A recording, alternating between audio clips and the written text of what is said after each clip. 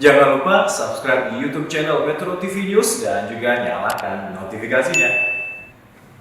Tersangka sudah ditetapkan Kejaksaan Agung terkait dengan praktik korupsi izin ekspor minyak sawit yang berdampak langsung pada ketidakstabilan stok dan juga harga minyak goreng di Indonesia. Kemudian apa sebenarnya pelanggaran yang dilakukan oleh seluruh tersangka yang sudah ditetapkan ini? Pertama saya akan ajak dulu Anda untuk dengar apa pernyataan yang disampaikan oleh Jaksa Agung ST Burhanuddin pada saat menyampaikan penetapan tersangka terkait dengan kasus korupsi ini. Kita simak bersama. Ditetapkan 4 orang. Yang pertama, pejabat eselon 1 pada Kementerian Perdagangan bernama IWW, Direktur Jenderal Perdagangan Luar Negeri, Kementerian Perdagangan. Dengan perbuatan tersangka telah menerbitkan secara melawan hukum persetujuan ekspor terkait komoditi crude palm oil atau CPO dan produk turunannya. 4 tersangka sudah ditetapkan, ada dari pihak pemerintah, ada juga dari pihak swasta.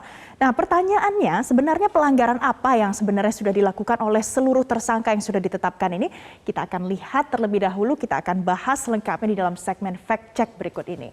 Jadi pemirsa, ada yang namanya ketentuan Domestic Market Obligation atau DMO dan juga Domestic Price Obligation. Kalau kita ibaratkan ada sebuah ilustrasi untuk memahami fenomena ini lebih mudah, misalnya ada perusahaan X yang merupakan perusahaan yang bergerak dalam bidang minyak sawit yang juga memproduksi minyak goreng. Nah, anggaplah perusahaan X dalam satu kali produksi melakukan ekspor terhadap minyak sawit sebanyak 100 ton. Dalam ketentuan yang berlaku di Indonesia, maka ada yang harus dipenuhi. Yang pertama adalah ketentuan DMO. Terkait dengan CPO, crude palm oil, ini dari total ekspor haruslah dipenuhi untuk kebutuhan domestik sebanyak 20% dari total ekspor. Jadi kalau melakukan produksi sebanyak 100 ton untuk diekspor, harus dialokasikan untuk dalam negeri sebanyak 20 ton. Berikut juga dengan Olain, produk lainnya, produk turunan lainnya harus dialokasikan 20% juga dari total ekspor. Jadi harus ada 20 ton lain Olain yang harus dialokasikan untuk kebutuhan dalam negeri. Tidak hanya ini, tapi juga ada yang namanya Domestic Price Obligation. Nah, perusahaan X harus menaati bahwa harga yang dijualkan untuk dalam negeri, konsumsinya tidak boleh lebih tinggi daripada Rp9.300 per kilogram untuk CPO, dan juga untuk Olain harus di harga paling tinggi Rp10.300 per kilogramnya.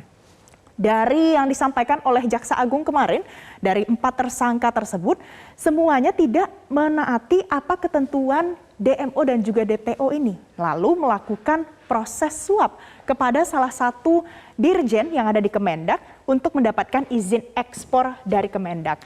Jadi ini merupakan pelanggaran yang sebenarnya dilakukan oleh oknum-oknum yang sudah ditetapkan jadi tersangka terkait dengan ketentuan DMO dan juga DPO yang kemudian berdampak kepada kita. Terlihat dari harga minyak goreng tidak stabil, stok minyak goreng juga tidak stabil. Siapa saja tersangkanya? Kita akan lihat bersama. Ini adalah 4 tersangka korupsi minyak sawit yang ditetapkan oleh Kejaksaan Agung. Yang pertama ada Dirjen Perdagangan Luar Negeri Kemendak, Indra Sari Wisnu. Ini merupakan yang berinisial IWW, bagian dari pemerintahan, dan juga terbukti sudah menerima suap dengan mengizinkan ekspor minyak sawit tanpa perusahaan swasta ini memenuhi ketentuan DMO dan juga DPO yang sudah ditetapkan. Selain itu juga ada MPT, jabatannya sebagai komisaris, SMA, jabatannya Senior Manager Corporate Affair, dan juga PT yang jabatannya sebagai General Manager General Affair. Dari 3 perusahaan yang ditetapkan juga terlibat dalam pelanggaran yang dilakukan berkaitan dengan kasus korupsi izin ekspor minyak sawit ini.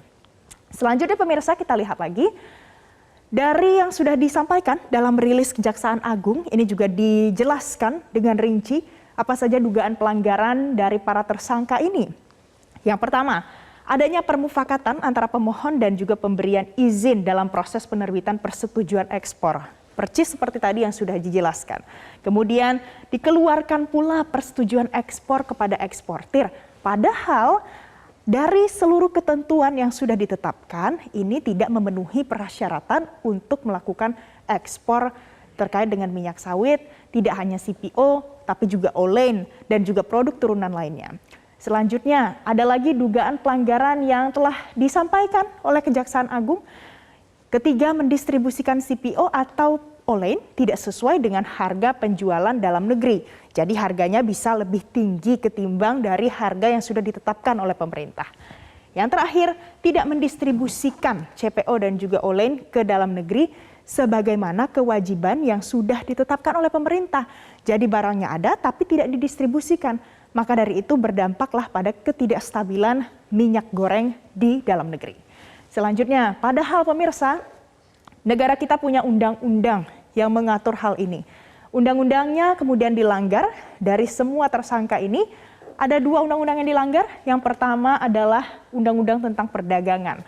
Undang-Undang nomor 7 tahun 2014. Dan yang kedua, pelanggaran juga dilakukan terhadap keputusan Menteri Perdagangan nomor 129 tahun 2022 tentang penetapan jumlah untuk distribusi kebutuhan dalam negeri dan juga harga penjualan di dalam negeri yang berkaitan tentunya dengan minyak sawit. Nah pemirsa, ini sudah disampaikan oleh Kejaksaan Agung terkait dengan penetapan tersangkanya. Kita tentu masih menantikan apalagi langkah-langkah yang akan diambil oleh pemerintah, baik terkait dengan penegakan hukum ataupun bagaimana cara pemerintah kembali menstabilkan stok minyak goreng dan juga harga minyak goreng untuk masyarakat Indonesia.